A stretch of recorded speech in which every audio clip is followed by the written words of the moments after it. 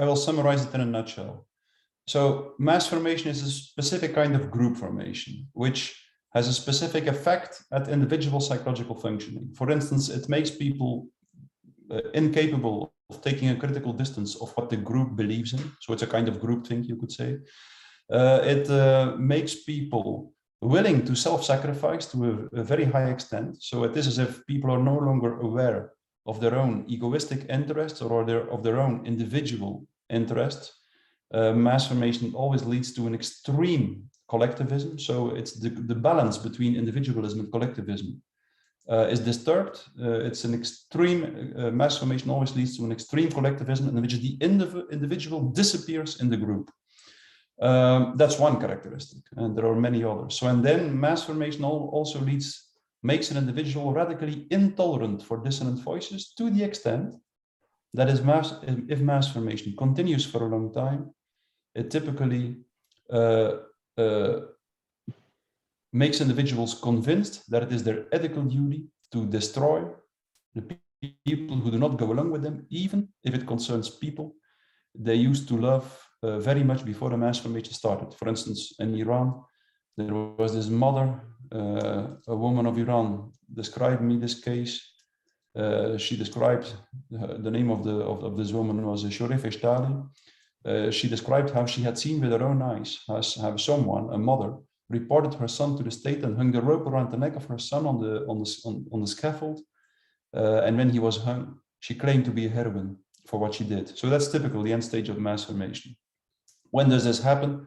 It happens if a population is in a very specific state, if many people feel disconnected from their natural and social environment, if many people struggle with profound lack of meaning making in life, if they think their life is purposeless, if they think their life is purposeless, and then if they are confronted with a lot of free-floating anxiety, frustration, and aggression, that means that the negative effects are not connected anymore to a mental representation. If people feel anxious, scared, frustrated, aggressive, without knowing what they feel anxious, scared, frustrated, and aggressive for.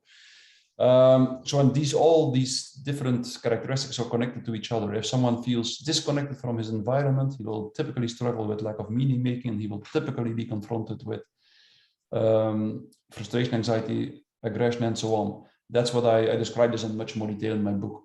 And then if under these conditions, like a narrative is distributed, preferably through mass media, that puts forward or that indicates an object of anxiety and that provides a strategy to deal with the object of anxiety, for instance, the lockdowns to deal with the virus, or the concentration camps to deal with the Jews, or the witch hunts to deal with the witches, that are all historical examples of mass formation. If such a narrative is disseminated through the mass media, all this freely floating anxiety connects to the object of anxiety, and there is a huge willingness to participate in a strategy to destroy the object of anxiety, no matter how absurd the strategy is. And this in itself, because many people at the same time participate in this strategy, a new kind of meaning-making emerges. People feel connected again.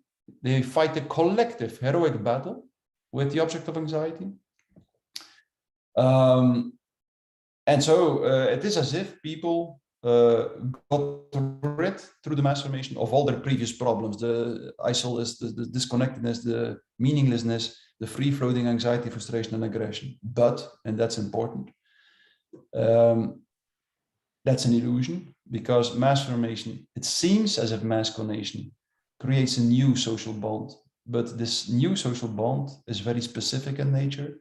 It is never a social bond between individuals. It's a social bond between every individual and the collective, meaning that the typical solidarity that is so characteristic of mass formation is never a solidarity between individuals. It's a solidarity between the individual and the collective, meaning that every individual is prepared to sacrifice for the collective and also demands of every other individual that it sacrifices for the collective.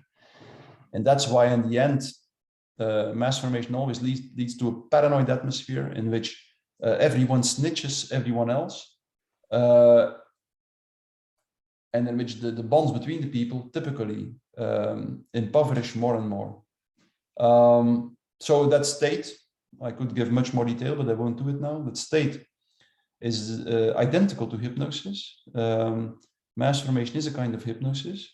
It focuses all the attention on one small aspect of reality. And once this happens, the rest of reality seems to disappear, or at least has no emotional or cognitive impact anymore. And that's why people are preoccupied and overestimate the importance of one aspect of reality, for instance, the victims claimed by the virus, while they almost completely neglect other aspects of reality. For instance, the victims claimed by the corona measures, the lockdowns, the jabs, and so on. So, and the explanation, of course, is that this focusing of attention is an extremely strong mechanism. Again, in hypnosis, we see that very well. A simple hypnotic procedure, I've seen that with my own eyes,